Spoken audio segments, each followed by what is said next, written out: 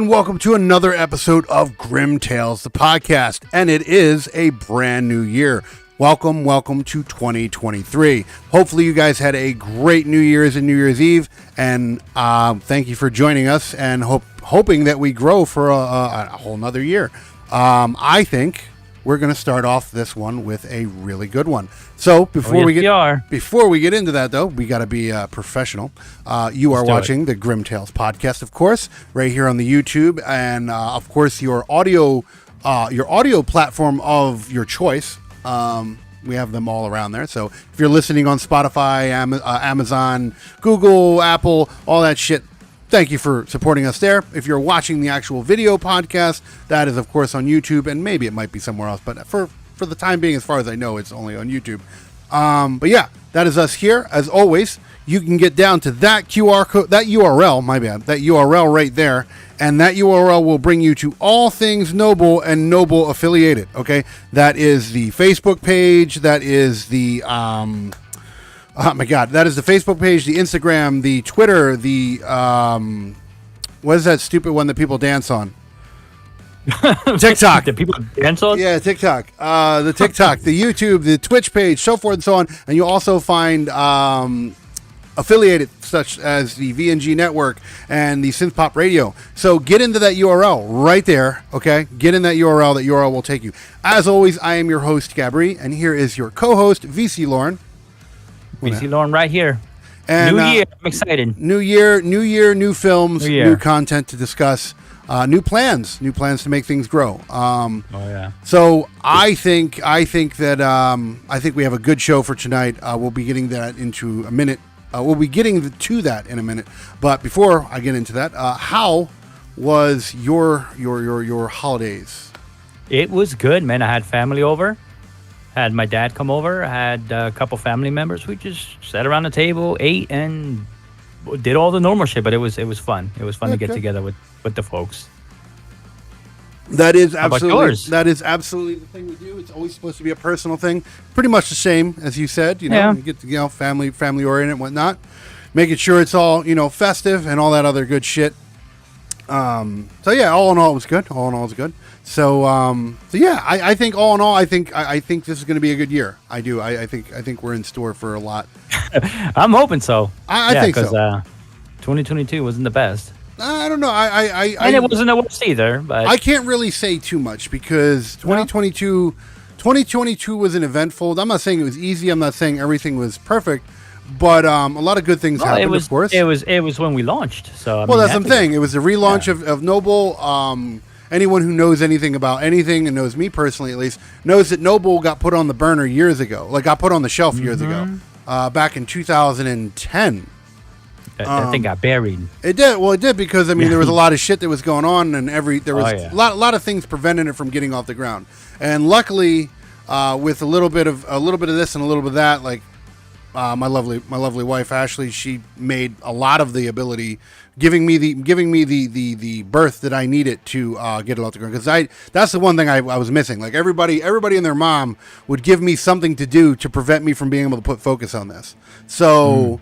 To be able to have the freedom to be able to focus on this project that I've had for over a decade and now finally get it out to the public. 2022 was good for that. It was really good. A lot of good things. I don't have too many complaints. I mean, like I said, there was of course. I mean, there's always bad here and there, but there's it's definitely good.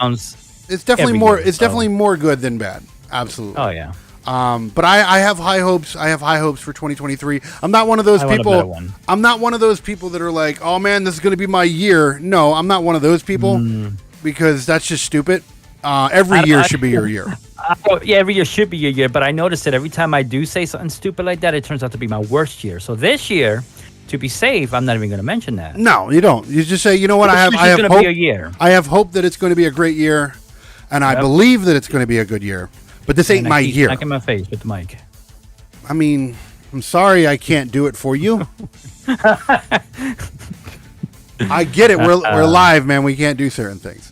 Yeah. You got to wait till the cameras are off. Yeah. Then you can smack me with the mic in the mouth. Yeah. Both cheeks. Boom. The love tap. Surround sound. Yes.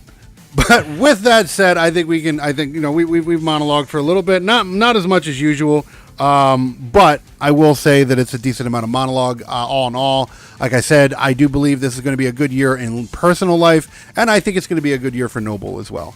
And the growing projects as well. I think people will start seeing the V&G projects going on. Of course, you've got the synth pop radio. I think yes, sir. I do believe that a lot of things are on the way. I do believe that this is going to be a good year for a lot of things. So here's hoping.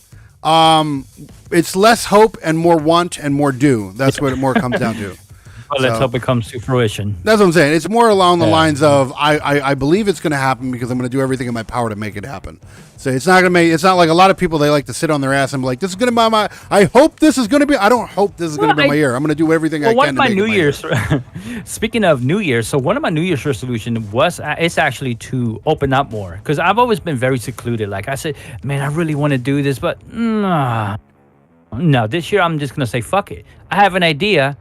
I'm going to try it. Fuck it. That's it. Because if you fail, you fail. It's no big deal. It works. If it doesn't, fuck it. Exactly. I got a fucking plethora of failed ideas. It is what it is. But at the same time, I also have a plethora of successful ones too. And I would have never known that they were going to be successful if I didn't try them. So that's it. But with all that said, like I said, this is going to be a good one. And we're going to start you off right. I have not said a word about this movie pretty much to VC for a reason. Because I have a lot of things that I'm going to say about this movie tonight. And one of the things I'm going to say first off is bravo. Just bravo. And I will explain to you. Here's the thing. Is this movie the best movie ever made? No. There's a reason why you're going to see a lot of points from me tonight. And the reason why I make these points is any movie, and I'll explain this throughout the show, but any movie that can make me feel uncomfortable.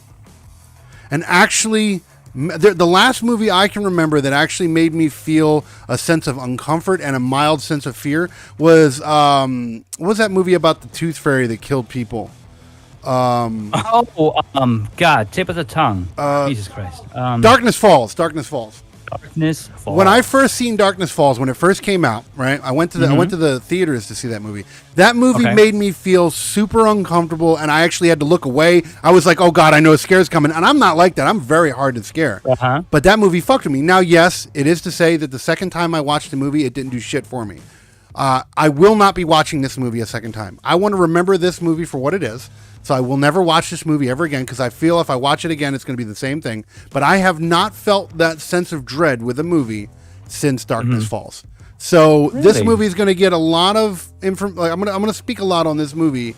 And the reason why is not because it's the blockbuster movie of the year or anything it's because it did exactly for me what a horror movie should do.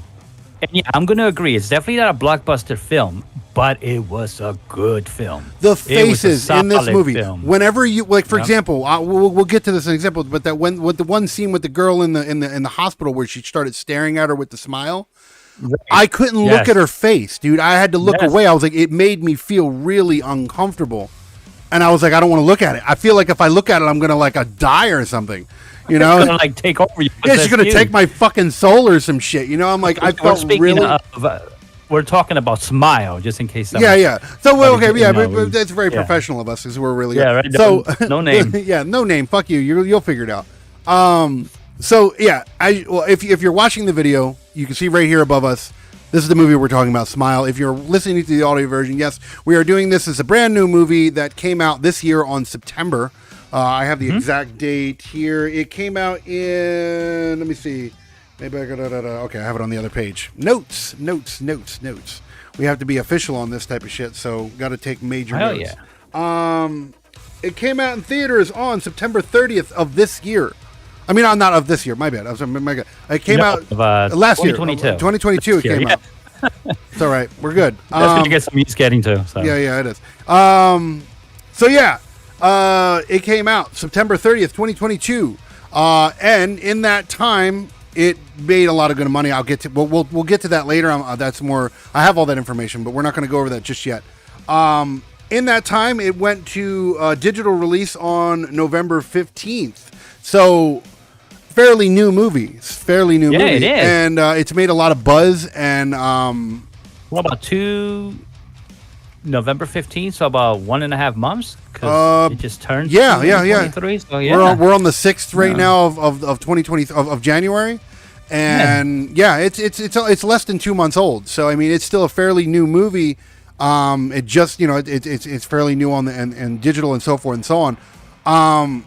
Now, I will say that if you haven't seen this movie, I don't know why you're watching this right now, because if you're if you're a new person, okay, I will say this: if you're new to watching the podcast or listening to the podcast, then I post this in the description, so hopefully you guys read this shit. But I do have a spoiler alert, and I am going to start eventually. At some point in development of this show, I will start putting a disclaimer in the beginning of the show. But I haven't gotten to that yet. It's a lot of work. Yeah, that'd be a good idea. Yeah. Yeah, I know. For the video version, at least. I'm not for the audio version. Unfortunately, we can put voice over it. Maybe I can voice it. Neither one of us are voicing that shit. We need to we have to hire somebody for that, man. We don't have the voice for that shit. Hi guys, just some warnings, some spoiler words for you. Close your eyes. Yeah, fuck. It's like you ever heard that saying? It's like you got a face for radio. Yeah. That's me. But okay, let's say if you are listening to the audio version, we are doing Smile. If you're new to the show, then I would stop here and go watch the movie. We definitely recommend it. Hopefully, if I do have the markers in, you might be able to skip to the end to where we do the ratings. But I would still be careful because we still might talk about shit.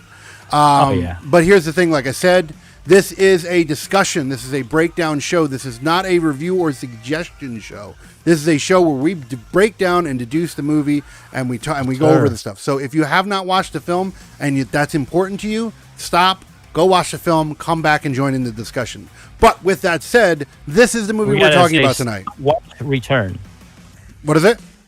Stop, watch, return. Yes, stop, watch, and return. Exactly. That's right. That is the policy at hand, because I don't want to hear anybody bitching, oh my God, you ruined the movie for me. Stop it. Hey. Stop it. You know what this show's about. And if you are if you are a continued watcher, which we do appreciate you and we do love you guys, okay? But if you are a continued watcher and you are bitching about spoilers, why the hell are you still here? You know what we do. Yeah, you know what we do here. So don't bitch about it. You know this is a discussion thing, and we're going to talk about this. So, but yes, that is what we're starting 2003. Fuck, I'm old. 2023. Man, you're in the past right now. I am, man. I'm fucking going back.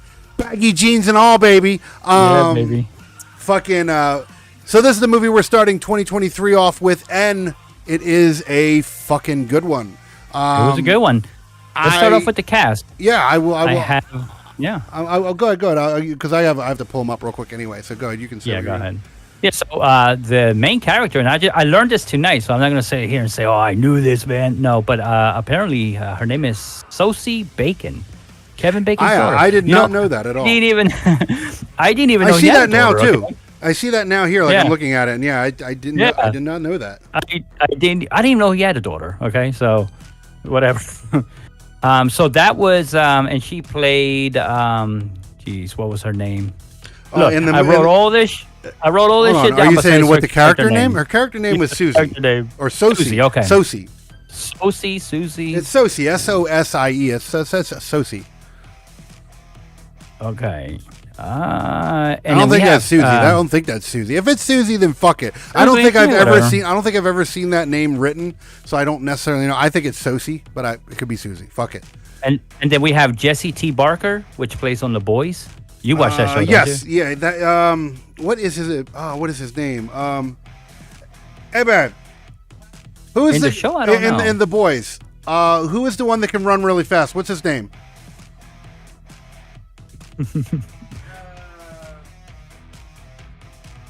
His name is That's his name now.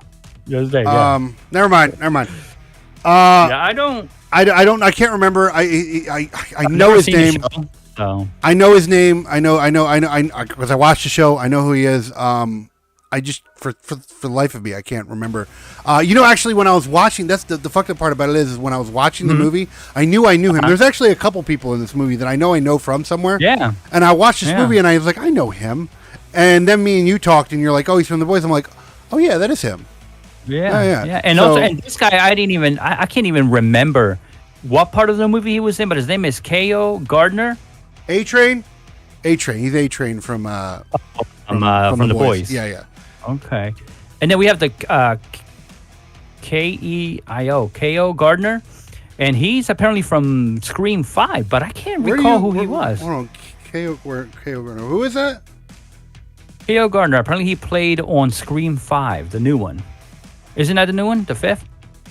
Oh, Kyle. Are you talking about Kyle Gallner? Kyle Gardner. What did I say? Keo? You know what? I must have misspelled it. It's K-Y-L-E. It's Kyle Yeah. Gallner. Gardner or something It's like that. Gallner. It's like Gallner. Kyle Gardner. I do know him from something. I do not remember him from Scream. I don't either. That's But what I'm I saying. do know his face. I do know him from something. I don't know what though. There's a handful of people in this movie. Like I said, it's not a blockbuster star-ridden. It's mostly small screen actors. Yeah. I noticed. And then we have a Kathleen, Stacy? Kathleen Stacy? I don't know what she's ever played on. Apparently I think she was the girl in the beginning of the movie with the smile. Kathleen Stacy?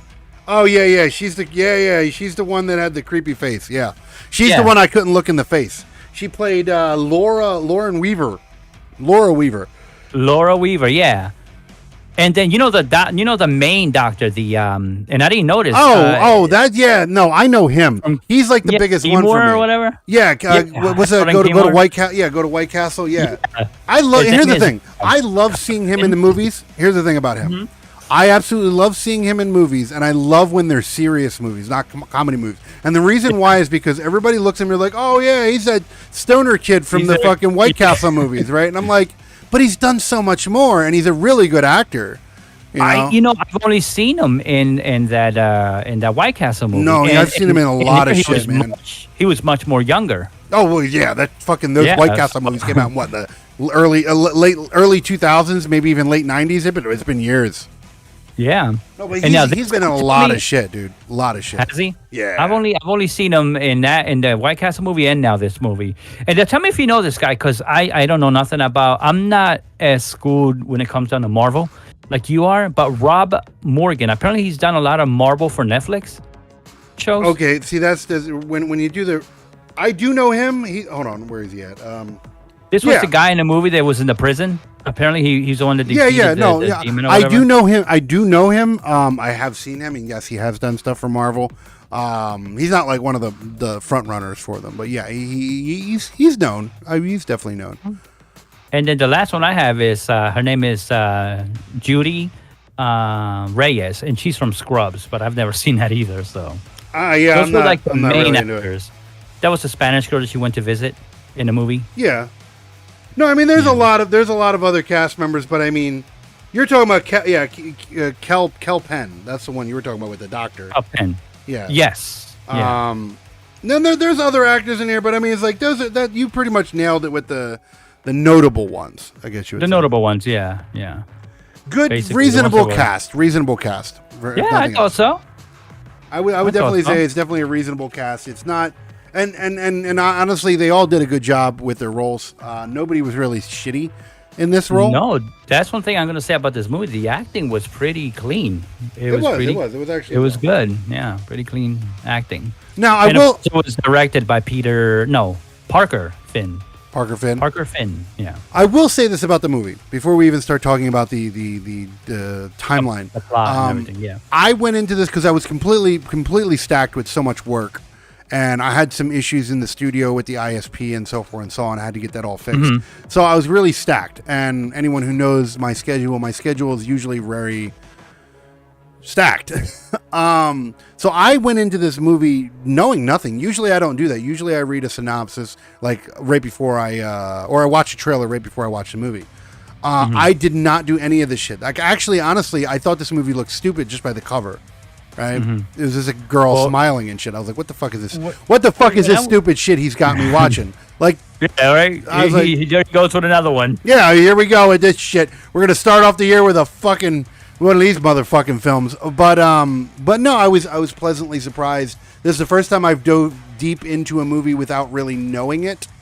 So I'm pleasantly surprised. I'm pleasantly surprised with what it is. I have notes. I have a decent amount of notes on it. So I mean, I will tell you this: when I picked this movie, it was from like the 6 or 7 movies that I look at or whatever. This did turn out to be the better trailer, but even this movie turned out to be better than its trailer, which is rare. Which is very rare. Usually trailers are better than that. They pick all the best parts and they condense them. But this movie was really good, while the trailer wasn't as good. I chose it because it has, had to do with mental illness. That's something I'm interested in and everything. So I'm like, I'm going to give this a chance. But I wasn't really expecting much out of this movie.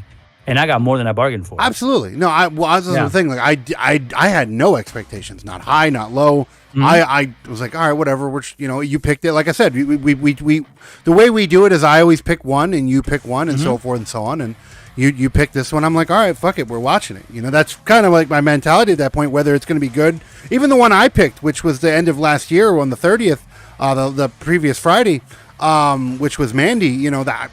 Mm-hmm. I picked it. I'm like, man, this might be a bad movie, but it looked all right. The trailer looked weird, and I'm like, okay, and fucking went into it. And again, I mean, if you're watching these in chronological order, you'll know that movie had for a very low budget movie, it got a pretty good passing score. And if you watched last episode, I loved it. And it got the what? What did it get again that I gave it? Oh my god. Well, for production, which is fucking weird. Yeah. You gave it the fucking Noble Seal of Approval for production. Yes. Of all the things you could have given the Noble Seal of Approval to, you gave it to the production of that movie. It's like the lowest budget film that I think we've done, and it got a seal of approval. And it got a seal of approval for that. Movie, people will agree with me. Wow. It didn't get an overall seal of approval, but it got a seal of approval for production. Which I thought he would have given it like a seal of approval for acting or something, but no, he gave it to the production. The one thing I didn't think was going to be a seal of production, but hey, whatever. Hey, fair enough. Fair enough. I think if I was producing a movie, it would be like similar to that. It'd be so awesome. Like, I'm just going to put them. I'm going to put titties and flashing lights. Colors, flashing lights, and different colors. I'm going to spend a budget of $200,000 on titties and flashing lights. Some cartoons. Yeah. But regardless, that was live. If you want, go check out that one. That is our December 30th episode. That was the week before New Year's, and it was on Mandy. Really good one. You can listen to that on Spotify, Apple, or if you're watching it and you're seeing our faces and whatnot over here on the YouTube channel and so forth. Yeah, but that was last episode. Tonight is on Smile, and I think we should dive into it because we went 20 minutes. Of talking about general basics. So basically, the beginning of the movie has to do with a doctor, and her, and you got her name down. What was her name? I do have her name. Her name in the film was Sosie. She's so Sosie. She's like a. I wouldn't say she wasn't like a psychiatrist or a psychologist. She was like she helped people with like mental like manic disorders. Yeah, so this will be people that are seeing things, that are hearing things, that level of psychiatry. Yeah, become violent to themselves or other people, stuff like that. And she was very passionate about her job, as you'll learn throughout the plot. There's a reason for it. There's a reason for it. We'll get to that. But so she's very friendly to her patients and everything. But unfortunately, one day, she gets a... Before you get into this patient, I do have a note, and I had to write this note. And I don't give a fuck. It's not a serious note, but I had to comment on this. So people are going to this hospital to seek help. Right. So obviously you want to make them as comfortable as possible. Why the fuck did the goddamn chairs in that room look like the most uncomfortable fucking chairs? They were like solid. They were like caveman chairs. There was no padding in those fucking chairs. She's like, "How come have a seat?" I'd have been like, "Nah, bitch. I'd rather sit on the floor." Them chairs they look bad, man. That's all I'm saying. Those chairs were uncomfortable. Believe it or not, I've seen those chairs in person. What they are is like a solid piece of foam shaped like a chair. And the reason they're like that is so that in case they're tossed, they're not too harmful to the receiver.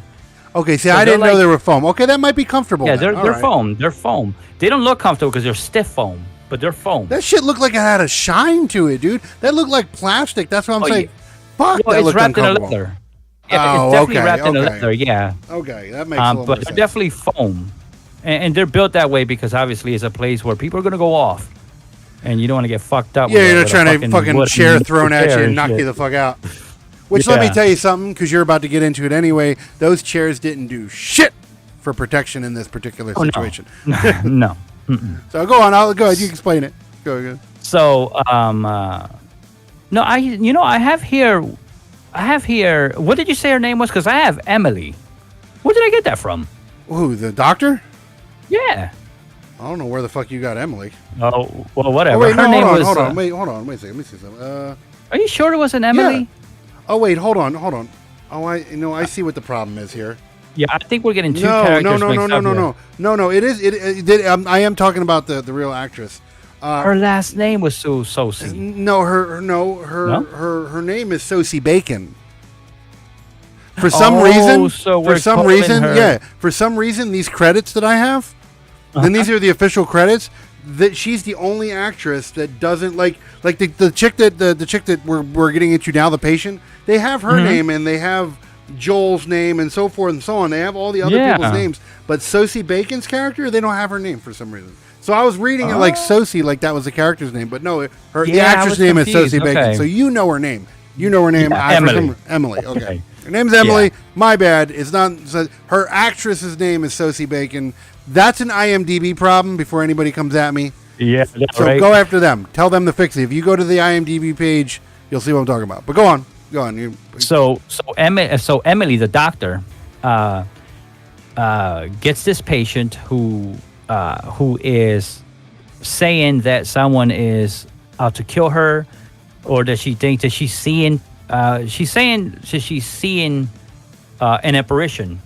At this point of the movie, we don't know. She's saying stuff like it can take the form of people you know and shit like that. People you know, things like that, and it says it's almost like if it could just rip your skin off and look like somebody you know. So that little plot goes on, and then she becomes manic. She becomes like extremely irate, and this is where she looks up, and I'm thinking that she believes that the doctor is whatever she's seeing, right? Because she jumps back. Yeah, I mean, while you're watching it, you don't really get that. You have no idea what she's screaming at. Later on, I see why you're seeing that, because later on in the film, you're like, oh, okay, I get it now. That's what she's seeing. But yeah, basically, I guess at this point, that's what she's seeing. She's looking at the doctor, and the doctor is, in her mind, is basically the apparition, or whatever it is. Whoever that she sees. And then it gets to the point where the doctor runs over to the red phone, that's the emergency phone for backup, and the character, her name is what? Do you have it on hand? Yes, the character's name in the movie is the actress's name is Caitlin Stasiv, but the character's name is Laura Weaver. Yep. So Miss Weaver turns around and picks up a piece of glass from the floor and begins to. Now, mind you, the glass broke because of the frantic screaming and knocking shit over. Yeah. So she was thrashing everywhere, and I believe it was a flower pot fell on the floor. Something like that. Yeah, I believe so. Some shit like that, and then she grabs it and goes ear to ear with it. Like just. I will say this before you even got to the slice where she's the face that she was making. I applaud this actress. And I applaud her for the wrong reasons, because I don't know if she's just naturally creepy looking, but the face that, and I hate to say that, right? Because but she played that with the way she did that face, the face that she made smiling and that creepy ass look in her. I looked away. Yeah, I mean, it was a grin from ear to ear. Like it was so fucking unnerving. It was unnatural. That smile was so unnatural that you felt like it felt so evil. It was like, oh man, like, and then she didn't even. Kudos. And she didn't kudos even to fucking. Her for that. Yo, absolutely, she sold that fucking face. She made you feel uncomfortable as shit. But you're saying she slit her fucking throat. I will note this too. When she slit her throat, she didn't just like slit her throat. She went ear to ear. She went ear to ear, all the way the fuck around. It was like, damn. And I mean, she just blood just started gushing everywhere, obviously, and I don't know what you call those people, the people in the white coats. They all rush in. EMTs and shit. EMTs, I guess. They have a name. Orderlies. The orderlies. Orderlies, yeah. Once they put you in a fucking straitjackets when you fuck up. Yeah. They stick you in the ass with the needle. Yeah, but by the time they got there, it was too late. And now, okay, so basically so the doctor witnessed her suicide. Keep that in mind because that's very important throughout the whole movie. Traumatic as hell because she's watching her do it. Yeah, she's like fucking just staring there. Mm-hmm. This makes sense later on though. Yeah. And all right, let's see here. So then after that, because she witnesses this traumatic, now she's like very depressed everywhere she goes. This is all that's in her mind. She went to a dinner party and it's all she could think about. She wasn't even thinking about the dinner party. She's getting into small fights with her boyfriend. I don't remember his name in the movie. He was the guy from The Boys. Yeah, he's the one that played A-Train, but his character in the movie was called Trevor. Yeah, and then she's basically like distraught. Now she's beginning to see things too. Like there was a point where she's home alone and the alarm goes off, but she said it because she like really feels like something's after her. Again though, made me feel really uncomfortable. Yeah, like here's the thing. Usually when I know that there's going to be jump scares in a movie, I'm just like, whatever, because they might make you go, oh motherfucker, right, and that's it. This. I didn't want to see it. I was dreading this jump scare. Like they were so well placed because they would fuck with you. Like later in the movie when the hallucinations get worse, we'll get to that later. They did a really good job of fucking with you. Oh yeah, I mean because throughout this whole part of the movie where she's seeing hallucinations, hearing things, like the phone would ring at one point, right? And she's talking to the operator. The people that call you when you're alone. Are you sure you're home alone? Like. Yeah, and that made me eerie, dude. That actually, because she's like, "Are you sure you're home alone?" I was like, like at first I thought simple shit, and at first I thought it was somebody like stalking her or something, but no, it turns out that it was a vision. Yeah, it wasn't really happening. No. Then she snaps back into reality. Then she gets the real call, and then it goes off to where she calls the police, and the police look through the house, and there's obviously nothing there. During this, I will say something, and this is an ongoing theme throughout this movie, and I noticed it. And this is the one thing I didn't like it. It's not enough to break the movie for me, but I did not like this inconsistency, or not inconsistency, but for a person who just went through what they're going through and is going to go through what they're going to go through, she made a real habit of drinking the wine throughout the entire movie, right? Progressively, right? But here's the thing. She was real conservative with that fucking wine. If you just watch somebody slit their throat ear to ear, you're going to drop a drop of wine. Like, you look like you got money. Drink the bottle. Yeah, no, she took those little wine things, you know sip. What I mean? She's like, prissy, like, I got a dainty. Like, no. Pull that fucking wine thing out of the winery, all right? Or wherever you know she what? had it. Don't even drink the fucking wine. You better go down into the basement, go get yourself some of the hard, good shit and drink that, okay? Yeah. Like, you need to erase. You need to forget what the fuck just happened. Exactly. Okay? Maybe if she would have got drunk and forgot it, maybe none of this shit would have happened. Maybe. So at this point, she's there was one part where she's doing research on her laptop and everything. Okay, and then is this in the bedroom? In the bedroom. Okay, I do have a note about that. I do have a note because in that scene, she's sitting there doing research, and to the right of her, you see the bedroom door is wide open, but the bedroom door is like pitch black, like you can't see into the hallway or nothing. I'm going to tell you right now, that whole fucking scene, even though nothing happened. That whole fucking scene made me super uncomfortable because I'm like, I don't like that. I don't like that darkness in that side of the door. I don't like it. Something's gonna fucking happen. Something's gonna come out, and oh my bad, something does. Something does happen. I forgot. Then that same scene, that's when she rolled over. Well, it's not a jump scare. It's here's the thing. This movie didn't only just do jump scares. It did like eerie shit. Like in that scene, she heard noises and she knew something was coming. So then she rolled over. And then it showed you the door, and then there's somebody just standing there.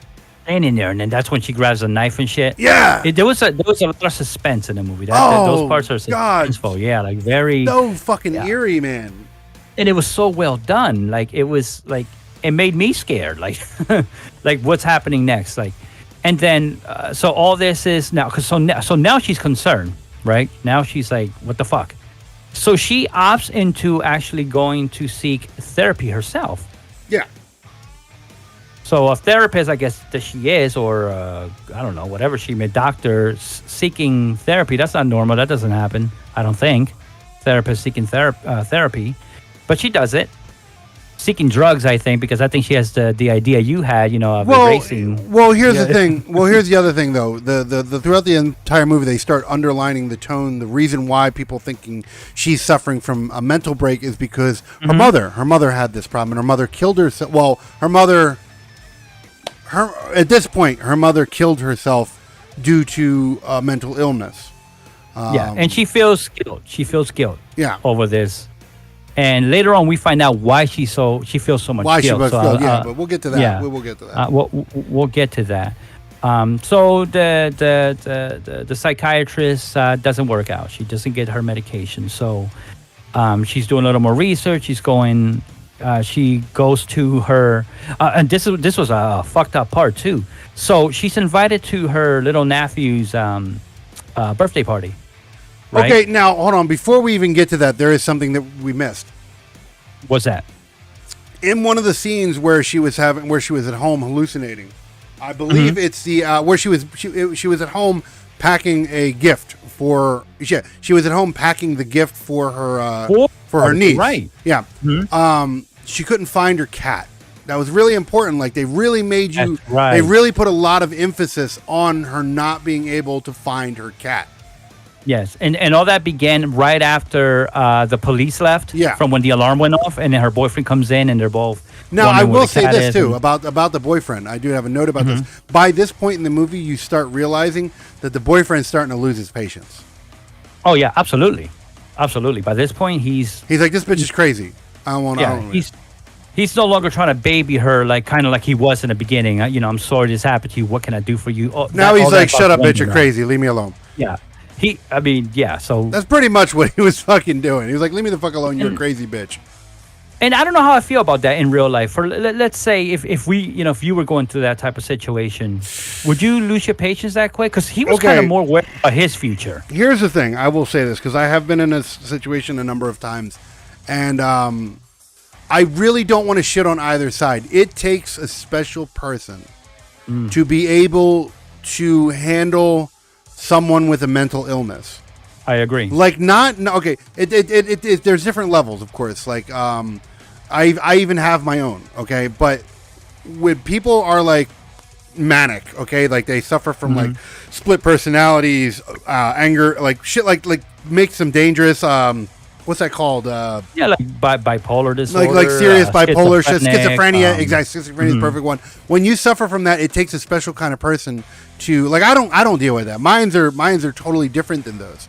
But those type of situations, those take a special kind of person to deal with. Not everybody's equipped with that. Not everybody's equipped for it. And it would take a toll also on the caretaker. No, it will, and it does. It absolutely does. So, I mean, I don't really want to say it's anyone's particular fault. I mean, they did kind of make him out to be an asshole in the movie, but in real life, a little bit.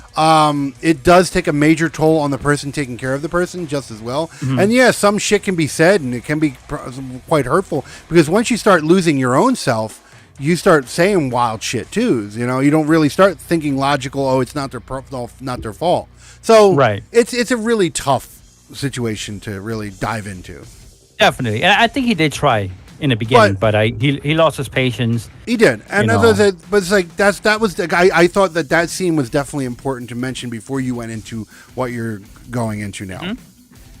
Right. So you're right. So they can't find the cat at this point. So we go on to the next scene to where she decides to go. Mind you, at this point, she's let out of work too. She was left off of work because we missed another piece. What's that? Fucking hell! God damn it! The reason why she was let out of work was because she went back to the hospital, and one of the manic patients that she takes care of, she's seen a hallucination, and she started freaking out on him. But that didn't really happen because obviously it was a hallucination. So the boss, which is Kel,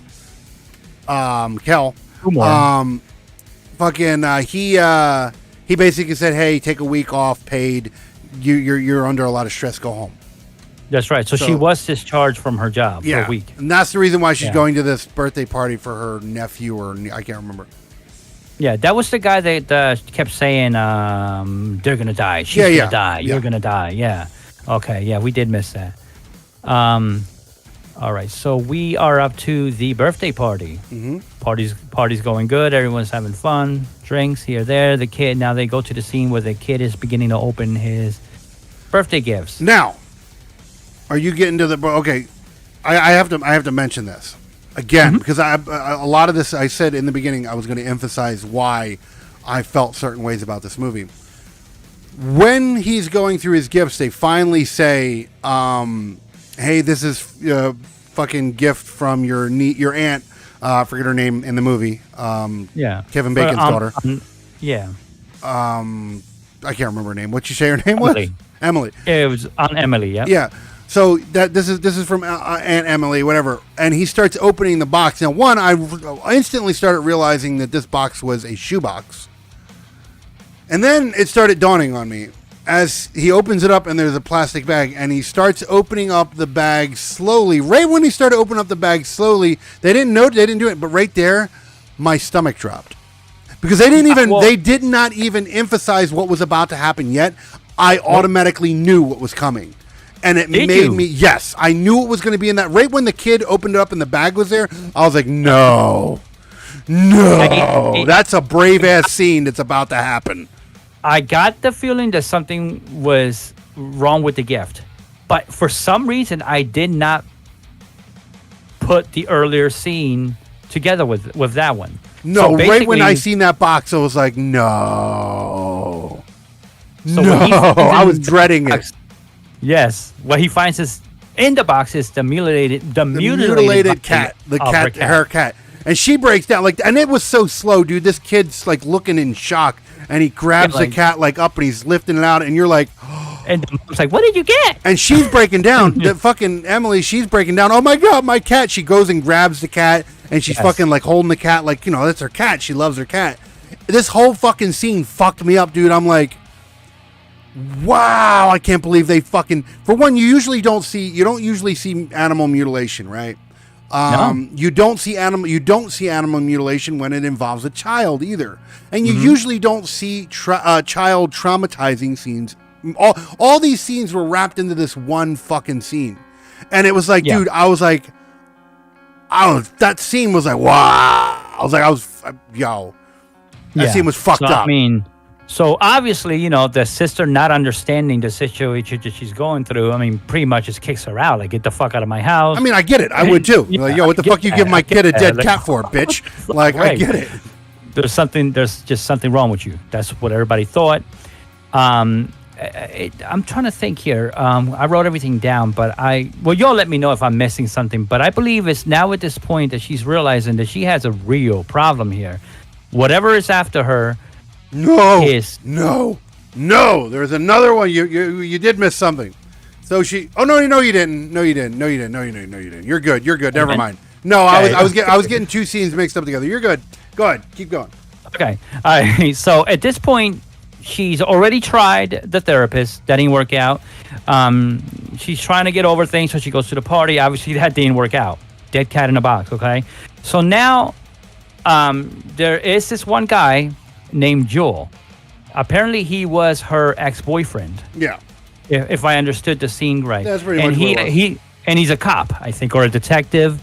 They don't really say exactly what it, but I'm gathering a detective. I think he's a detective. He's definitely a detective. Yeah. So she goes and seeks his help, and is of course confused because he never sees her anymore. She wants nothing to do with him basically anytime before this. But she goes to his apartment and seeking help. And she says, and because he's a police officer, he has a computer that he can go into and research things. So I'm trying to think exactly how this went down. So no, they got on the laptop. They started looking shit up. I'm gonna say right now there was a scene where they reveal the guy before, the one who basically bludgeoned himself with a fucking hammer or whatever. Yes. When they did the reveal of his face. Mm-hmm. Wow. Because mind you, everybody that dies, hence the name it's of the always movie, very morbid, very morbid. It's always morbid, and they always have a smile on their face. It's just that it's always done in a very traumatic way. And this guy bludgeons himself with a fucking hammer. But while they're doing this investigation, they get to that video, and this is when they're starting, when she is starting to determine this idea. Together, because remember, because he's in the dark still. She just comes over and asks to please do this. You can do this for me, please, blah blah blah. And because I think he likes her, obviously, still he does it. Yeah, against his own will, I think, because I don't think he really wanted to do it, but he did it. And she starts putting together that all these deaths are linked. Okay. So she types in the name. She gives him the name of the earlier girl in her hospital. Mm-hmm. The one that she witnessed die, right? Yeah. Laura, whatever. Yeah. He types the name in and finds out that there was another situation prior to her killing herself. Yeah, that was the guy who bludgeons himself. Yeah. She witnessed him kill himself. Yeah, very traumatically. Very traumatically. So she's starting to see this link. So basically, at this point, she's starting to realize that if you witness a suicide, because all these are suicides. It has to be very traumatic. It has to cause you trauma. It has to cause you trauma. Because the entity that we'll talk about later on feeds on this. It needs the drama. It has to scare you into being open and to jump into you, basically. Yeah. Let me see. At that point, that's when she, if I remember correctly, that's where she goes on a little search at that point, I believe. Yeah, she goes on a little search. She starts to... So she starts, because he gives her these names and everything. Now she has an idea where she can go to get more information. So my bad. The cop, this is where she goes to the cop's house, the cop's wife's house, if I remember right. Yeah, his partner, because there's two of them, right? Well, the what's the name? The victim. It went the victim on the tape. She went to his wife's house. Yes, and that was where you seen the reveal of his face. At that point, that was where you see that reveal. My bad, I was a little wrong on that. But you see the reveal of his face there, and that was like, God damn. Right. So she goes into this lady's house because her husband killed himself. Right. Yeah. And she starts to ask questions under the. I think she told the lady that she was a reporter or something. Yeah, she told her she was a reporter. Yeah, and then she starts to discover that he also would see things. And the lady the cop had paintings in his private room and shit, and they were all smiling and weird. And then had his brother smiling, which was dead. Yeah, I mean, it was crazy. So, but at one point, the lady goes like, "Your husband wasn't lying. He was really seeing things." And that's when like the lady got really mad because obviously she realized out. She was like, "You fucking bitch!" Fuck out. And she said she was like, I don't know. Dev hunter. Yeah, basically fucking just like digging up horrible shit. She gets off on dead people. Yeah. Shit like that. So yeah, that didn't work out. She gets the fuck kicked out. Now at this point, she should go to her sister's place the next. Yeah, don't she? She does. Yeah, kind of talk to her. Yeah, go ahead, because this is the part you were you got mixed up with the yeah, I did. And oh my fucking god. So whatever, she's talking to her sister, and her sister's telling her, you're starting to act just like mom before she died, blah, blah. That's why I had to leave, and I can't do this with you right now, blah, blah, blah, blah. I can't be with you while you're like this. And then she closes the door. Totally get it, too, right? You have a family to worry about. Totally get that shit. Yeah. So whatever, she's pissed off. She's like, fuck it, I'm going. And she goes and runs back to her car, sitting down. At this point, she's mad, whatever, but you see out of the side of her window, her sister walks out of the house and she's walking towards her. You're thinking, okay, her sister's going to be like, I'm sorry for yelling at you, yada, yada. Or something, yeah. Then she walks up to the door as she, obviously she's sitting in the car, and then the sister walks up to the side of the car and walks to the door, and she knocks on the glass. And the second that she looks over to the glass about to roll the window down to talk to her, her fucking head flips upside down and looks at her from the other. Dude, I jumped out of my fucking skin. Yes, that was a jump scare right there. That was a jump scare and a half because they did it beautifully. It is very rare that I fucking get creeped out by shit. That was like, because you're like, oh, she's just coming to fucking apologize.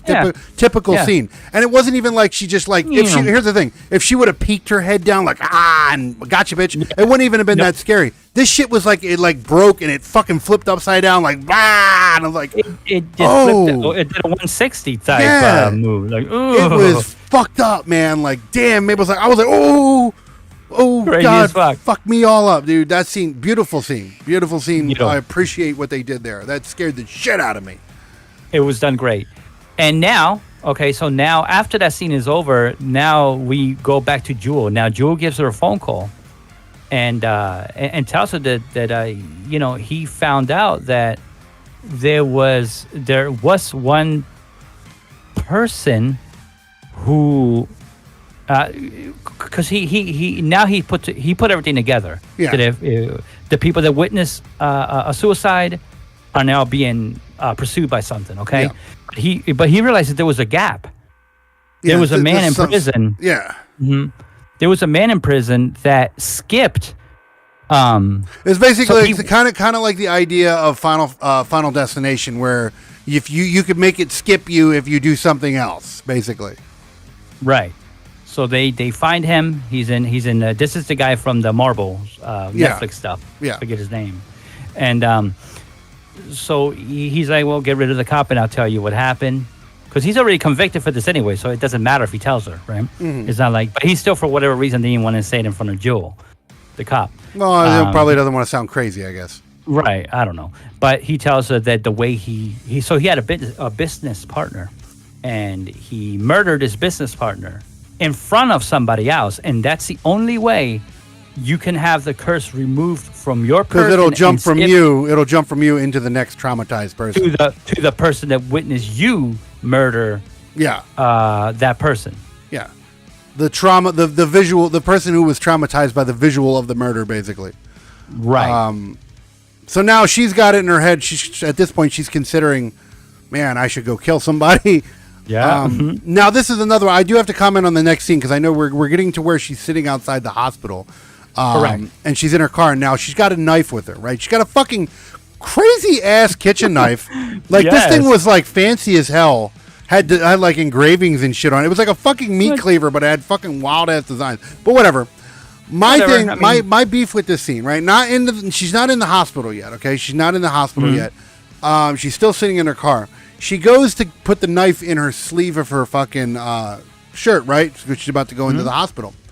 Right. Here's the problem with this, okay? Mm-hmm.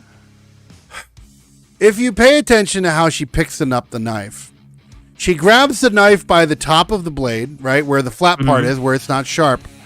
Right. That's on the palm of her hand. Then proceeds to wrap her fingers around and grab the bottom of the knife and pick it up. If this is a good kitchen knife, which it looked like it, that should have sliced her fucking fingers open. Yeah. But she picked it up like, okay, like it was plastic or some shit. And I didn't like that. She's already hurt. Oh, something I forgot to mention. It's little, but while she was at the birthday party, she did fall. Yeah. And fell onto the table. Yeah, and got all fucking glass, and they fucked up her arms. Are all cut up. Yeah. These are the same arms that she's sticking a knife, Yeah, sticking a fucking giant-ass fucking kitchen knife up into, but whatever. Her wrist or whatever. I just didn't like that. Because I watched that, and I pick up on a lot of shit, and I always say I like reality. I do with a certain degree, and I'm a big knife person. I love knives. I know how to use knives. I'm very keen on like knife safety and shit like that. And that is not the way you grab a knife. And if you do, you're going to instantly find out why you don't do that. Either that or it's a really shitty knife and it's dull as fuck. And then if that's the case and you got that in your kitchen, then what the fuck are you what the fuck are you going to do with that shit? What are you butchering? Yeah. But so then do you want to explain this one? So basically what's about to happen next is in a vision. Well, she doesn't know that yet. She didn't know that yet. At this point, she's going into the hospital. She's going to talk to that one patient that talks to himself, the very manic patient. And then the main doctor, the guy who runs the place, Harold, I believe. No, or was that Komar? Fuck, I can't remember which one he was. What? Komar. He was Komar. Komar, yeah. Yeah, he was Komar. fucking he walks in. He's like the head doctor, and he's like, "What are you doing here?" And all of a sudden, she said, "I don't know," and she turns around and starts stabbing the shit out of the guy, just fucking murdering him, right? Yeah, and, this was the same patient she had the problem in the beginning of the movie. Yeah. Now here's the thing. Saying, I will say at this part, this is the only part of the movie that I did not like the acting. The acting, yeah, it was terrible. It was very, very cheesy because as he's getting now, mind you understand that it's just a vision, but while he's stabbing, like he starts, it was like Nick Cage. It was like Nick Cage level laughing. Yeah, it was just very unrealistic, very over the line. So I did not. That's the only part of the movie that I could probably say I did not like the acting by. Like they all kind of was like, yeah, let's just do this weird scene. Yeah. And then after that, no, and then but this part kind of saved it for me is when they were all laughing about her just stabbing the shit out of and you thinking, oh God, now the doctor's going to get infected, right? He goes and if I remember correctly, he goes and rips his fucking face off. Oh yes, he grabs his forehead and just rips peels his face down. Like, that was like, okay, that part sucked. This part's better. I was like, wow, that's cool. Bravo. That made the part, exactly. Because the bad acting of the guy getting stabbed, I mean, you don't die that way. Come on. Plus, the way she stabbed him was so unrealistic. Like, she stabbed him so slowly, but yet somehow got through his chest plate. Yeah, it was crazy. Like, if you're going to stab somebody in the chest, you're not going to do it slowly. The chest bone is very, very strong. You're not going to go, no, you're going to have to fucking do some force into that shit. Yeah, it was like butter type shit, But then she wakes up after the ripping of the face off. She wakes up, she realizes that she's still in the car. So I guess I want to give her credit because I guess she didn't ever grab the knife. Yeah. So her vision did it wrong, I guess. And then the doctor comes out. The doctor comes out and was like, hey, what are you doing here? Are you okay? And then he sees the knife in the passenger seat, and he's like, hey, I don't think you should leave, blah, blah, blah. I'm going to have to call somebody. And then she drives off. So now she's getting the cops called on her. Now she's a danger. The police are looking for her at this point. Right, yeah. The doctors, call the police or whatever. So which is, standard procedure. Standard procedure shit. And so at this point, she thinks that if she goes far, far away, now she's about to go to her mom's house. The original house out in the middle of nowhere. The original house, yeah. And she thinks that if she does this, well, she's not going to be able to, whatever it is, it's not going to be able to cause any harm because there's nobody there for her to witness, or for her to kill herself, right? I guess it is, right? Yeah. And somebody witness. So if there's no witness, he can't continue. Yeah, so if there's no witness and she kills herself, then maybe the entity dies with her or something. The entity dies with her. Smart thinking. Okay. I'll give her she's actually quite smart for that, I would say. All right, so let me look at my notes here. At this point, she's basically that's basically where we're at. We're actually nearing the end of this. It wasn't really a long movie. The movie wasn't as long as you would expect. Yeah, but also remember that while she's in a couple things happen while she's in his mom's house. So she goes back into a vision of her mother in bed. Yes, absolutely. And this is where we learn what Emily's trauma is all about. So apparently the mother is near death or about to die or whatever. She's fucking psychotic and not eating and all this other shit. And the mother wants her to call somebody, so her mother wants to be saved at this point. Her mother wants to be saved. So she wants her to call for help. And Emily doesn't. For whatever reason, Emily... They explained earlier it's because her mother was very psychotic and very abusive because of it. Psychotic, abusive, yeah. So she's like, fuck it, bitch, you gotta die. Yeah, so you gotta understand that when you're abused, especially as a child, you want to get rid of the abuser. And I'm sure in her mind, I can't kill this lady, so let what's going to happen, right? Because it would get rid of her torment. Right? Yeah, absolutely, sense. Yeah. Right. But now that she's an adult, she feels extremely guilty. Okay. And that's why it was so easy for I'm going to say the entity, because I don't even know what it was. Well, we still really don't know exactly what it was. We still don't know, right? Exactly. Even at this point, towards the end of the movie, we still don't know. No. I don't think you ever really do. No. Honestly. And then so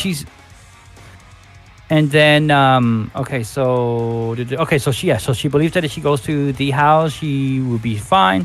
That she has the vision of her mom, and then now she has another apparition scene where it's actually her mom and she's talking to her mom. Oh, okay, yeah. Now, mind you, at this point, it's late at night. She's actually at the house. This is not like a dream or a memory or anything. She's actually at the house, and she hears something. Now, mind you, I'm going to tell you everything that happened in this house was creepy as fuck.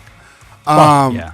Her walking down the hallway, I kept looking away. I'm like, no, I don't want to know what's around the corner. Like, and I do not do that, dude. I am not an easily spooked person, but this movie did it beautifully.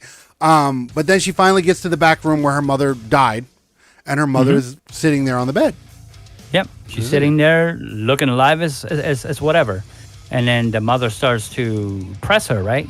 Yeah, starts talking to her. Why didn't you help me? Yada, yada, yada. Yeah. Now, yeah, go ahead. Go ahead. No, go. What were you going to say? I was just going to say that they have this, dialogue, whatever, and then things turn violent. Now, this is when her mom. This is what I'm going to get to, because I have images of this point on. Okay, I have images that I'm going to share with the audience here. If you guys are listening if you guys are listening to the audio version of this, I'm sorry. Obviously, I will try to be as descriptive as possible, but Google it, okay? Google the shit if you want to know what it looks like. Google it. It's worth a Google. But I have some images here that I'm going to put up on screen. It's basically her mother. You find out that her mother's, you knew it, but I guess the actress didn't know it. Right. She starts to smile. And at this point, she starts to grow. Mm-hmm. Very eerily, like fucking lurch grow. Like, I'm not saying 7 foot. No, we're talking like 10 feet grow in this small ass little house. Big bitch. Yes. Okay. Big. And creepy, eerie looking too. And you find out, and she's following her through the house. Very eerily, fucking this big thing. And it's dark, very unlit, candle lit. It's very eerie. And I'm gonna put on screen some of the transitions that happen throughout this transformation here. Wait a minute. I just want to make sure. Go ahead. Are you putting up the entity's body? It's all in the same image. You want to get to that part before and get to it? Well, because I just want to make sure that, remember that before we see the entity, remember she lights her mom on fire. I thought she lights her on fire. Oh, yeah. That is right. Yeah. Before, so I'm glad I caught you. Yeah, you did.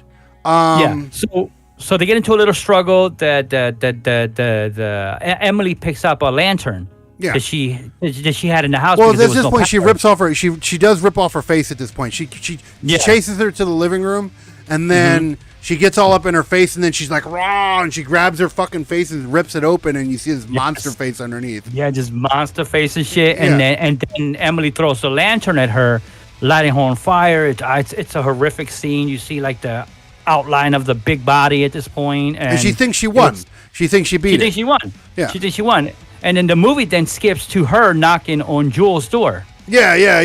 Exactly. Yeah. You did. Okay. Yeah. My bad. I forgot about that scene. Yeah. Go on. In his apartment, right? So, so even myself, I thought, what the hell? I guess she. My original assessment of the ending was almost proven wrong, because I was like, oh shit, this is ending.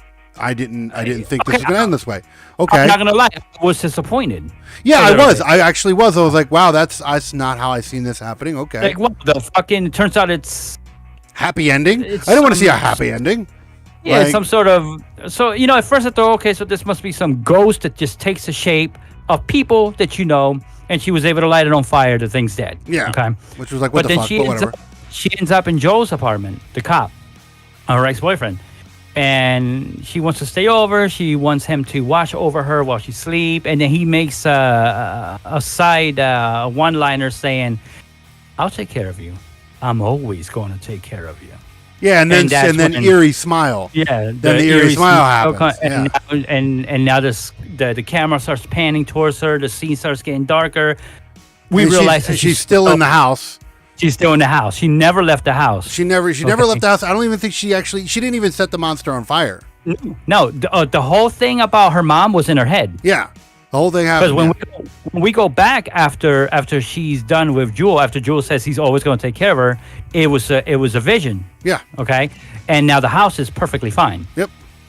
Yeah. And now we get into the reveal of the actual creature, and I'm going to put that on screen here. The different transitions this thing is. It was eerie as shit. I'm just saying. And while you do that, while you do that, we learned that she's back in the house, and now we have the real Jill actually found out where she was because he's a cop. You know, he can track her phone or whatever. Yeah. So that's we haven't gotten to him. We haven't gotten to that yet, though. We haven't gotten there yet. Mind you, what you're seeing on screen right now is well, okay, yeah, no, we did get to that point. My bad. She ran out the house. Yeah, she ran out the house, and she's seen Joel. She's seen Joel. She goes back, and then she runs. And she's like, no, and then she locks the fucking door and runs back in the house. And then that's where this scene happens. I'm guessing she still thinks it's the bad Joel. You know, the one with the smile. Well, no, she's not even that. She just doesn't want him there because she knows if he's there and the monster kills her, then he's going to get infected by it. This is when all these scenes that are happening on screen, you see all this. This is all that combination of what we were just talking about. And at this very point, this scene right here is exactly what happens. Basically, she becomes overwhelmed by the entity, which is basically right here on screen. You see this big fucking monstrous thing. And it basically starts to jump inside of her soul. Like you have to watch it. He grabs her mouth and opens it to an unseen, unbelievable size, and just starts to like dive in. Yeah, dive in. You've seen it on the picture there. It's like so outrageously wild. So now I'm going to say, here's the thing. Before we even get to the end, because this next scene is basically the end of the movie. It was very predictable. Not in a bad way, though, but it was very predictable. And the reason why I say it was very predictable, from the very beginning of this movie, it had the Ring vibes to it, through the whole movie. Anyone who's ever watched The Ring or Ring You or any of those versions, because there's the original Asian movie is Ring You, and then there's the American versions of Ring, so forth and so on, or even the sequels. It has that vibe where you know what it is like, okay, this entity just keeps going from host to host to host to host. So basically at the end, nobody wins. The host, the creature or host or entity or demon, whatever it is, it basically wins and then opens up the sequel. That's basically what this movie felt like. It felt like The Ring. And normally I would be like, man, why are you dick riding a movie? But this movie did it very well, and they plotted it very well. That it didn't matter, It didn't matter. At least if they were going to dick ride, they did a good job at dick riding. So the ending for me was predictable. I seen it coming. I didn't know who was going to be the victim. I didn't. No, I'm gonna say that right now. I did not believe it was going to be who's about to be. Yeah, I'm gonna explain it. So he breaks in the door. Joel breaks in the door, and at this point, he sees her pouring gasoline all over her body. Yeah. And then she slowly turns around, and obviously she has a box of matches in her hand. So you know what's about to happen. But remember this: he's staring at her, staring her right in the eyes, like it's fucking cold as shit. Right in the eye. So then what she does is lights the match, lights her ass on fire. She's burning alive. He's staring right at it. Boom! Demon jumps into him. Because what she did was suicide. She killed herself by burning. So now the demon jumps into him. You get the idea. It kind of zooms into his eyes, right? The camera or whatever. And boom. So now here's the thing. I like I said, the ending, extremely predictable, right? But I wasn't, ironically, I wasn't disappointed in it. I knew it was coming. I knew where they were going to go. And here's the reason why I wasn't disappointed. Was because if they're going to dick right off of a franchise, at least they did it off of a decent one. Two, it opens up the possibility of them continuing turning this into an actual storyline and making more, and maybe this because I want to know more about this entity. The entity is very interesting. This demon that whatever it is, it feeds off of other people's fears and trauma, and basically sucks the life out of them until it's ready for them to die, and then it jumps to another. I want to know more about that creature. Yeah. So the ending made sense. They did it right. It was a very predictable ending, but now I want to see more. I want them to make a couple movies of this until they eventually kill off the creature. I want them to do it. Yeah. I could see this being a franchise. I think this movie left off at a great point to have another one after this one. Now I will. Definitely. Okay, so we've just talked about the movie, so now we can actually go into some of the things that I've made notes about. Make sure I actually have the right things. Yeah, I already said that. The monster was amazingly done. Loved it. Loved the transitions. Loved the eeriness of the film. The movie, I said before, the movie made me feel extremely uncomfortable through the whole movie. And any movie that can make me feel uncomfortable, I don't give a fuck how big. It's a I don't give a fuck movie. how. I don't give a fuck because it's hard to do that. Like I go to horror fucking haunted houses. People jump out. I just look at you. Like I'm just so jaded and so desensitized over the years that I don't scare very easily. Sadly. For the last couple of years, I've found it very hard to find me a good paranormal type movie like this one. No, absolutely.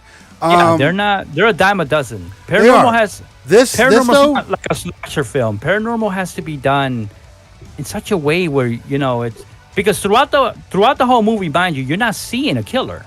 No, you understand. You don't even know what's happening this whole time. Yeah, you don't know, and that's the thing about paranormal movies. They have to be done so good to keep you engaged. And this one's one of the first ones I found in a long time.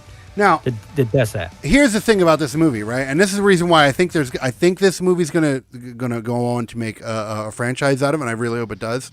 The reason why is because the movie's in total budget and estimation, of course, was $17 million, right? It's a lot of money, right? A lot of money for a movie. A lot of money. Not the most, of course, but good amount of money. So $17 million. It has made back since the time of me researching this. It's probably going to make more, okay?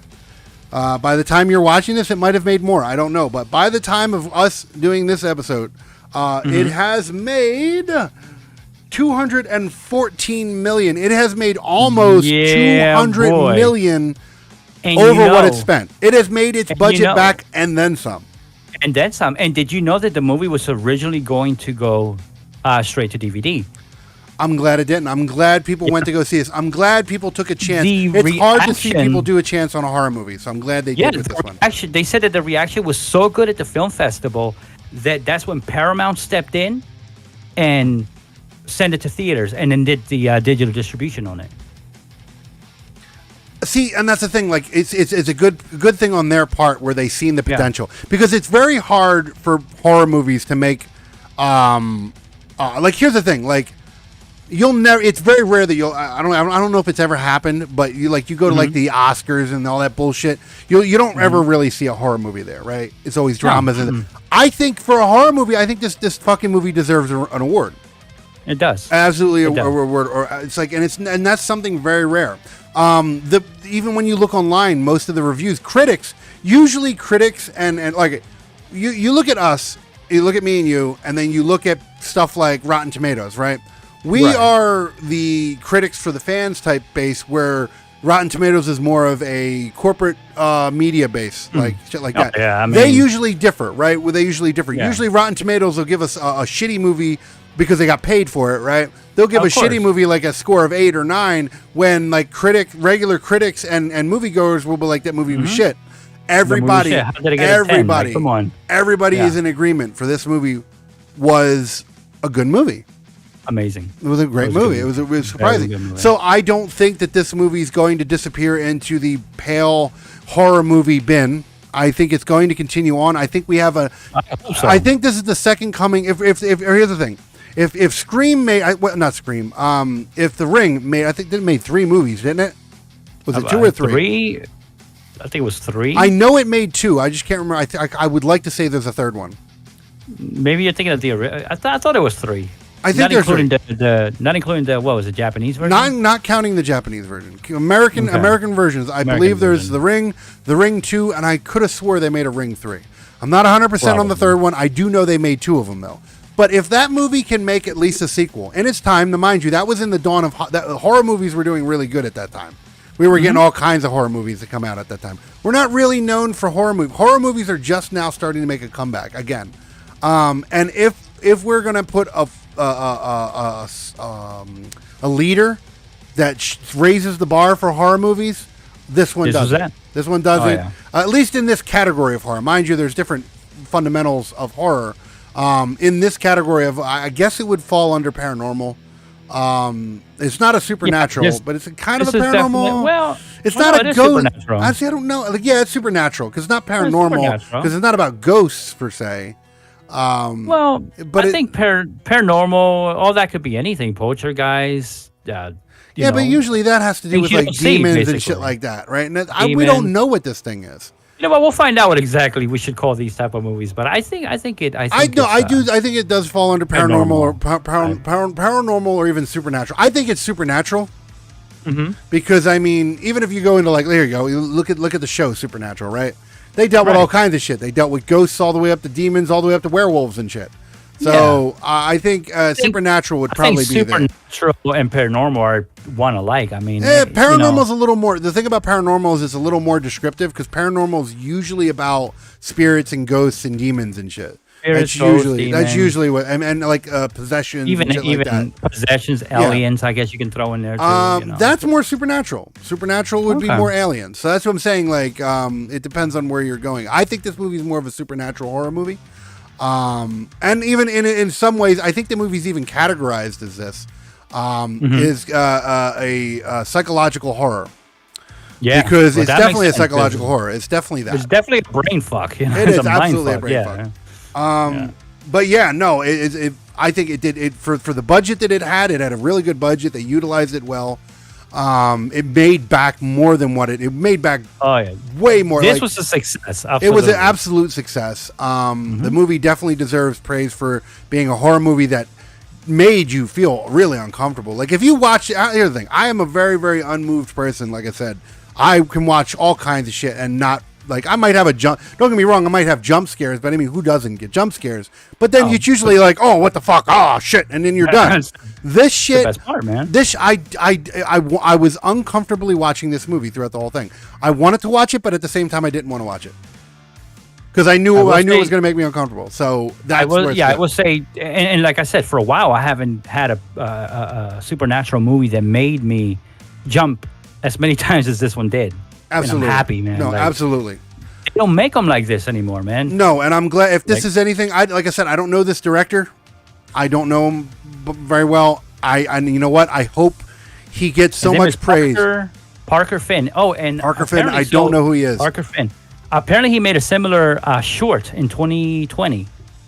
You know what? I hope he makes more. What this movie was taken from. The original, Yeah. the short was Emily Never Sleeps.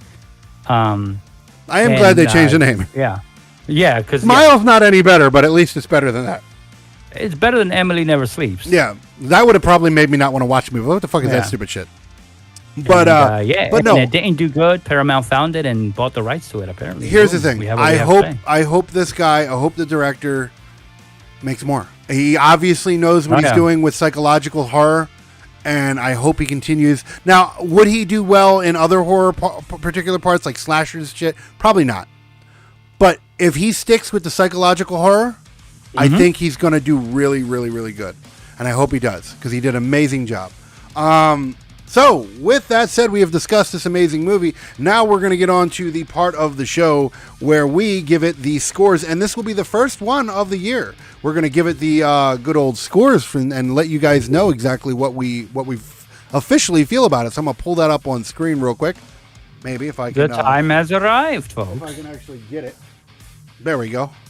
Love it. So yeah, at this point, we're going to give it a score. We're going to give it our scores and overall let you know what we think and how we approve or disapprove of what we approve or disapprove of. If you are new to the layout, I will give a very brief description because I don't want to do it. I don't want to give a full description every time. That gets a little redundant. But if you're new, basically what we do here is we give a 1 through 5 star rating over 4 categories. That is acting, story, gore, and production. And if it falls below a 1 star, we give it the noble pile. And if it goes above a 5 star, we give it the noble seal of approval. After we give those 4 categories their star ratings, then we move over to the overall rating, and that is a 1 through 10 score. And then if it drops below a 1, we give it a noble pile. It goes above a 10, we give it the noble seal of approval. And that is the overall score of the movie. So, as we do here, usually we let good old VC go first. And the first one on our chopping block for tonight is story. What do you give the story from a 1 through 5 star rating? This story was well done. I'm actually going to give this an entire 5. I thought the story was solid. Not to say that it was like a bombshell of a story, but I didn't think of it. Okay. You know what I mean? You see somebody die, now it's your turn type. I don't know. It was a new idea. I liked it a lot. I'm gonna give it a 5. Okay, fair enough. As you said, this is not. I don't believe that the story is a blockbuster story. The story has been told in other ways before, but it was sure. well done. It was very well done and very well prepared. And even though it had that ring, you knew it had to be getting some inspirations from the Ring. Even though you knew that, it was still in its own category enough to where you're like, okay, that's not bad. They're not dick riding too hard. So because of that, I will give the story a 5-star. Yes, sir. So with that said, we're going to move on to the second category, which is acting. What would you give the 5-star rating of acting? Like you said, I myself think that the acting was solid for most characters. The little characters you saw here and there, whatever. Like the guy getting stabbed, that was kind of weird. But he was the main actor anyway. Yeah. I'm concentrating on the 3 4 main actors. Yeah. The majority, and I think it was solid. Okay. I think it was solid. I'm going to give it a 5 for the acting. All right, solid. Now, mind you, people, I want you to keep this in mind. We do not discuss these. This is definitely the part we don't discuss. We like to be very organic with our scoring. So I want you guys to keep that in mind because I will also give the acting a 5-star rating for this movie.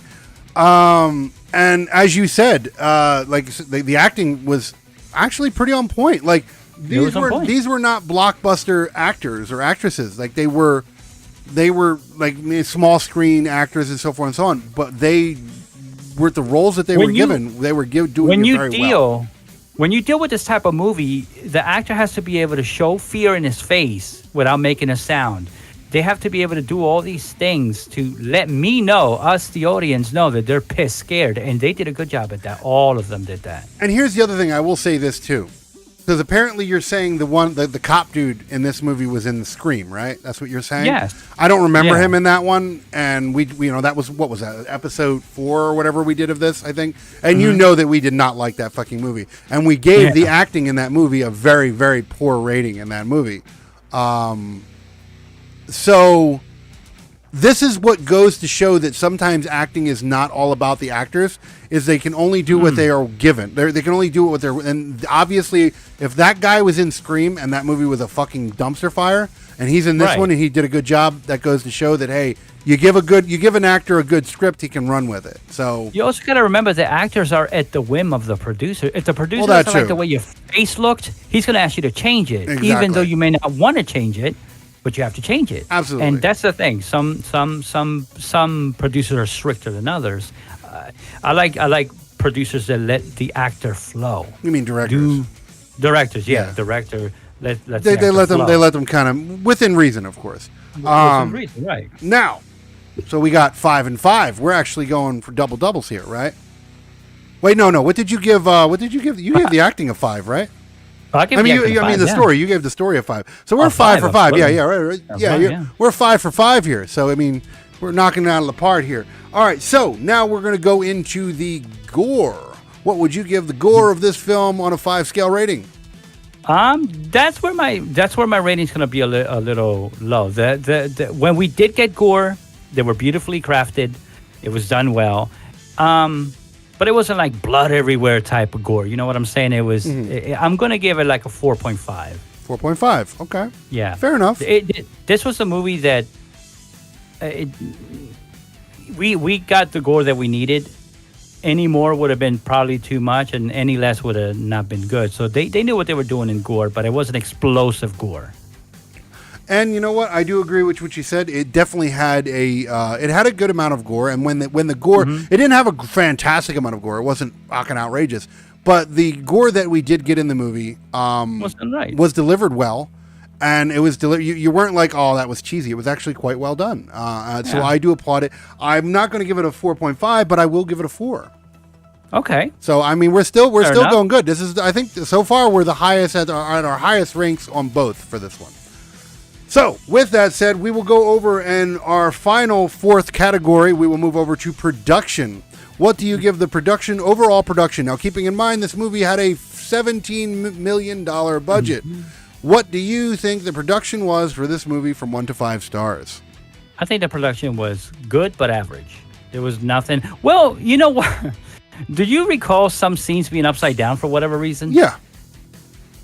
So I guess that's whatever. I thought that was pretty. I don't know. It added to the eeriness. It added, I guess. So but I don't think it's going to get.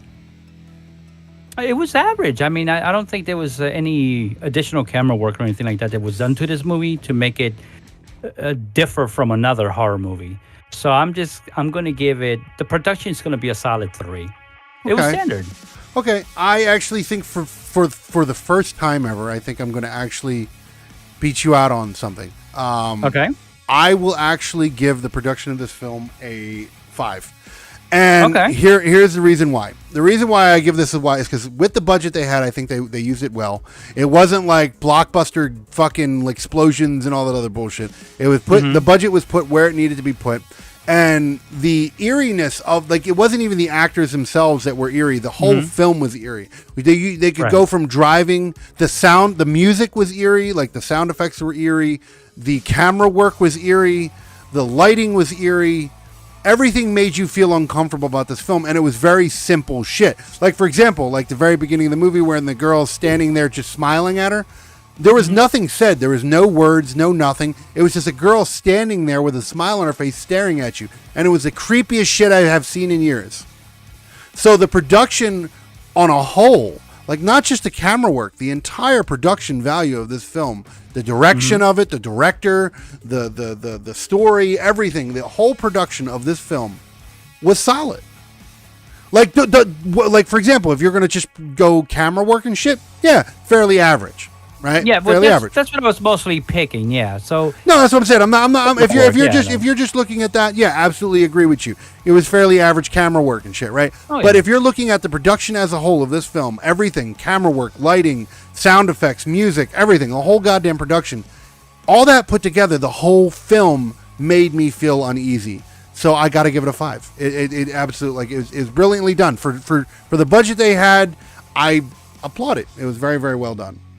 Yeah. So, with that said, we have done our categories. Now we will move over to the overall score of the film. So, obviously, like I said, this is not a star rating. This is a 1 through 10, and obviously, Noble Pile or star approval, seal of approval is in there. So, what do you give your overall score of Smile? I'm going to say that this movie amazed me from the beginning. The acting was flawless. The production was good. I almost shit myself a couple times. I'm actually going to give this movie. I'm going to give it a 9. Okay. I'm going to give it a solid 9. All right. Fair enough. I definitely respect that 9. My opinion of this movie. Here's the thing. Like I said, before I give my score, I want to make sure I explain this. So you guys feel and understand why I'm giving it the score that I'm giving it. As I said, I'm a very jaded person. I don't get scared very often. I can watch very morbid shit and not even be moved. I'm a very cold person when it comes to that. I love horror because I'm always in the search of something that's going to be eerie and scary. This movie had all the right elements of eerie. I haven't been moved like this since that movie I said earlier, the Darkness movie with the Tooth Fairy. Was it Darkness Falls? Darkness Falls, yeah. Last movie that I can remember that actually creeped me the fuck out. Now, mind you, Darkness Falls only creeped me out the first time. Hence the reason why I said I will never watch Smile ever again. Not because it's not a bad movie, just because I want to remember this movie as it was. As it is, yeah. I do not want to watch it again and fucking ruin it for me like I did the Darkness Falls. So this movie, I haven't been made felt uncomfortable since that movie, and that was ages ago. So I want you guys to understand when I give this score, I want you to understand why this movie is exactly what it needs to be, and I hope they continue to make this into a franchise, and I hope the steam doesn't run the fuck out. So with that said, my overall score will be the beginning of the year. We'll give it a Noble seal of approval. Woo! First one for you, right? First one for me. First one for the whole show. For you. First one. Here's the thing. This is the overall. This isn't the categories. This is the overall. Right. Yes, you're right. So this is for the entire. This is for the entire film. This gets a noble seal of approval. And this is the first one. We are on episode 11 at this point. Okay. 11. And out of 11 episodes, this is the first one that gets a seal of approval because it had all the right elements. Now, mind you, if you're watching this and you're just a slasher fan and you don't like any other horror movie, you're probably going to be like, what the fuck? That doesn't deserve, probably X. You would be like, probably X probably deserved it. But here's the thing. We do horror, but we don't do one category of horror. We do horror as a whole. We do all horror. So Absolutely. For it being a supernatural psychological horror film, it is the best one that I have seen thus far in a long time, and it definitely absolutely deserves a noble seal of approval, and that is what I leave it on at the beginning of the year. I think we picked off a brilliant fucking film for the start of the year, and I hope we hold this. I'm going to tap myself in the back. Yeah, no, you absolutely deserve movie that. For you. Absolutely. That you gave it a... you gave it the first. Yeah, the first noble seal of approval. Yes. Okay. Yes. So bravo on your pick there, because great way to start the year. This was a brilliant film. I loved it, and if you're watching this and you've made it through this, I don't know why you've basically listened to us ruin this movie for you. If you haven't watched it yet, go fucking watch it.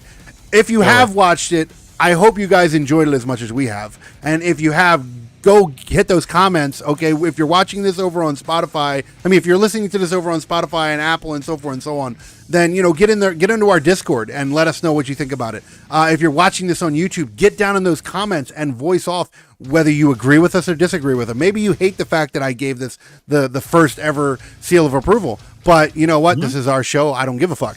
But point is, it deserves it. I think this film deserves. If you don't think it does, let us know. Let us know. I think it did, though. I think this movie was brilliant. It made me feel really uncomfortable. I was watching this movie at 3 o'clock in the morning while I was taking a break from my work, and I had the lights turned off because that's what I do when I watch these movies. I'm sitting in my office, door closed, lights off, and I kept looking behind me like something was going to fucking kill me. So I don't do that. I don't do that shit with movies. This one did it. So bravo to Smile and the director of this movie. I hope they turn it into a fucking franchise. If you love horror and you want to get shit, a great job. Yes, absolutely. If you want the shit, and you know what? If this movie didn't fucking freak you out, then you're a harder man than me, and that's probably something you should fucking go get checked. Yeah. So, because you may not be human. You might not be human. You don't have a fucking soul. All right. Because I'm a pretty cold person, and this movie fucked me up. So, go watch it. Brilliant fucking movie. Brilliant pick there, VC. Brilliant pick. I hope that the next one that we're doing, which I do have here, is the next one that we are going to do, which is my pick.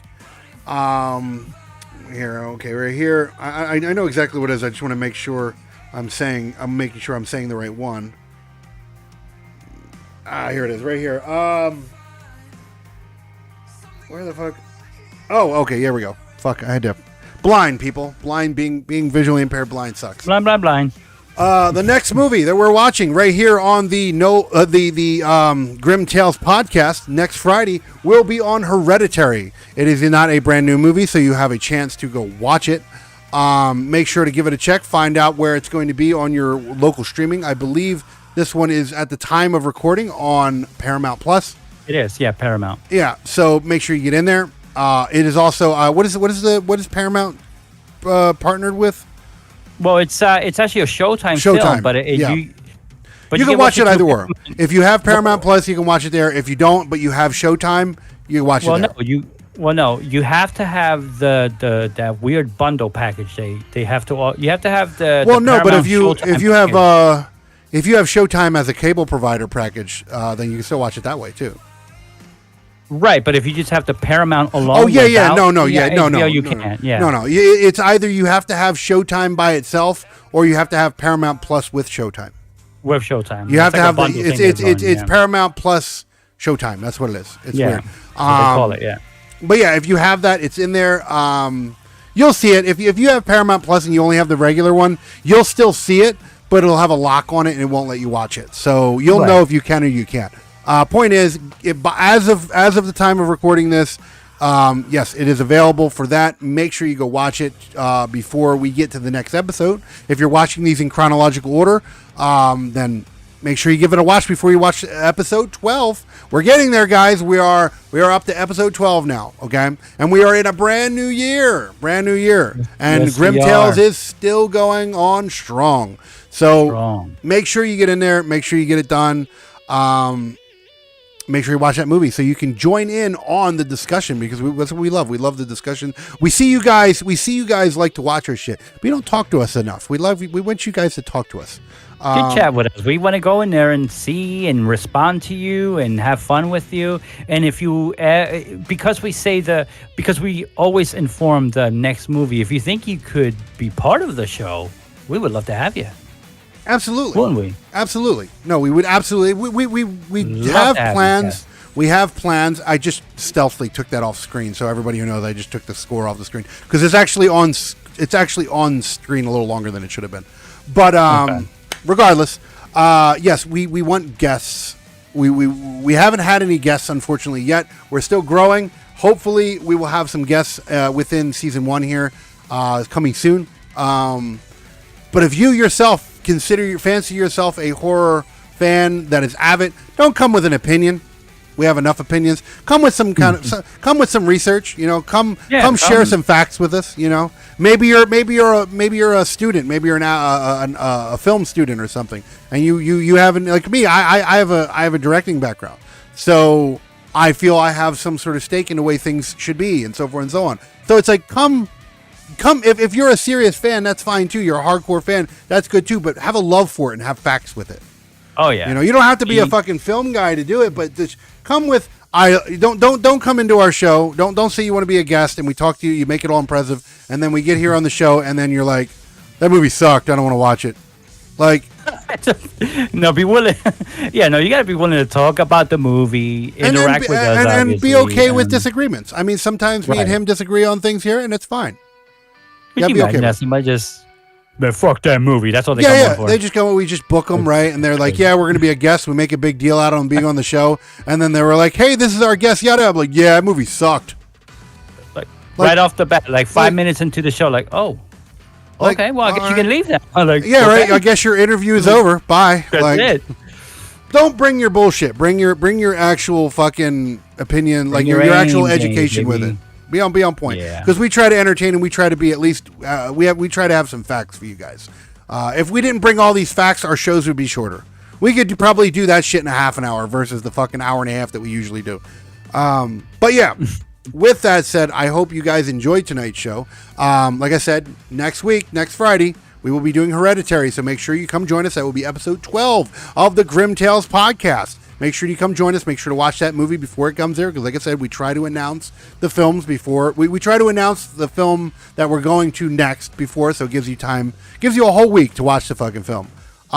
So get in there, watch Hereditary to come join us for episode 12 of the Grimm Tales podcast. But I'm trying to think of anything else. Hopefully, I do hope that you guys had an amazing New Year's. I hope it was safe. Absolutely. You had a great time. I hope we're already a few days into 2023 at this point. I hope it already has been treating you good. I hope. And we hope it continues to. Hopefully it continues. Hopefully the movies even continue. Because we're starting it off good. We started off with an actual, I'm gonna fucking do a callback because you wrongfully used this word last time. With fucking malignant. What did I do? You called Malignant a banger. And it wasn't a banger. It wasn't horrible, but it wasn't a banger. This film, no, it wasn't a banger. This film, on the other hand, is a banger. Okay, is a straight up banger. Go watch it. Absolutely. Started off the year here on the show with a fucking banger, and I'm very happy to say that. So go watch it. If you haven't watched it already, I don't know why the hell you watched this, but if you haven't, go watch it. If you want to go watch it again, go watch it again. Make sure you watch Hereditary. We'll be here next Friday, right here on the YouTube channel and on the Spotify and everywhere else. Make sure to hit that notification. Okay, like, follow, subscribe, hit that notification bell. Very important. Stay up to date with everything we do here. And get into that URL right there. That URL is very What important. did they do on the audio podcast? What did they do? Just thumbs up, all right? They right? just they give it a thumbs up. thumbs it up We or usually thumbs have it or polls in whatever. there, and it'll say, "Did you like it or not?" or anything like that. So Yeah. they'll be in there. If you're listening to this on the Spotify or the Apple Podcast, so forth and so on, get in the Discord. It's right there, guys. It's in that URL right here. That URL. I'm sorry, guys. I fucked up earlier. I said I was going to be descriptive. If you've made it this far and you hopefully you're at least reading it's in the fucking descriptions, so hopefully you read that. But if you haven't, that URL is linktr.ee/noble_gi. That is linktr.ee/NOBULL_GI. Get in there. That's all things Noble and Noble affiliated. The Discord is in there. And the Discords, you need to get in the Discord. I can't emphasize it. The Discord is very important. So get in there, voice out shit, get heard, enjoy all the shit that we post there. Come talk to us. Come join us on a show. We have a lot. And like I said, if you're watching this on the YouTube, like, follow, subscribe, hit that notification bell. If you're watching it on any other platform that we've made official, do the same thing over there as well, because all these algorithms are very important. You're helping us grow, and we want to make this we want to be a long-lasting thing here, guys. And it's more important than you think. But yeah, with all that said, I think this show was a very good show. I would love to say I think this was my favorite one. I think It was good. It was good. Yes, We've had some doozies, but the fact that the movie was so good, the conversation was great. Absolutely. So hopefully you guys were entertained. Hopefully you enjoyed the show. Hopefully you continue to be entertained. But before I go, I will pass it over to you. Do you have anything you would like to say to them before we? No. If you're into synth pop, if you're into electronic music like synth pop, industrial, EBM. Don't forget to go to www.synthpopradio.com. That's my little project I do. That can also be found down in the URL as well if you it's also can't remember. In the URL, yeah. Go there. Check it out. And that's pretty much. And like always, live long and prosper, everyone. Enjoy your year. There we go. So with that said, I will pass on now, and I will say I hope you guys had a great start to your year. Hopefully you had a great New Year's Eve and New Year's party. Hopefully the year is treating you well. And with that, I hope you come and join us for episode 12 of the Grimm Tales podcast. But with that said, Yes, sir. Peace out, y'all, and stay spooky.